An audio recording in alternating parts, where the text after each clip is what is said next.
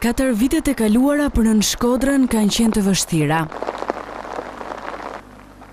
Stina me shira dhe lagështi po afrohet, nevojat janë të mëdha, Dajçi po bëhet gati për çdo lloj situate.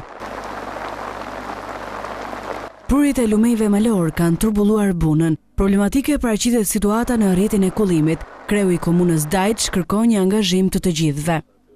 Ka probleme, kanalet kulluese kryesore janë të mbushura me ujë, çka do të thotë që problemet nga rreshjet vinë më njëherë kur ato janë dinamike. Por ajo çka është e rëndësishme dhe unë evidentoj vazhdimisht është vëmendja e vetë banorëve për të mbajtur në funksion të plotë gjithë kanalizimet që kufizohen me fermat e tyre.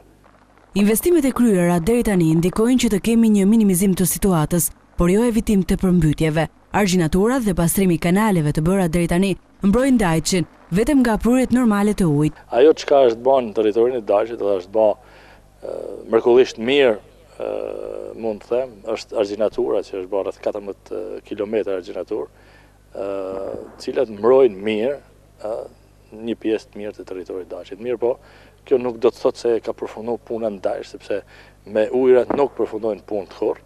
Ndërkohë komuna me financim të Fondit Shqiptar të Zhvillimit po kryen investimin në rrugën kryesore që lidh Dajçin me Shkodrën. Rreshtet e ditëve të fundit kanë rritur nivelin e bunës dhe të kanaleve kulluese. Ky është një sinjal për vëmendje të vazhdueshme në këtë zonë.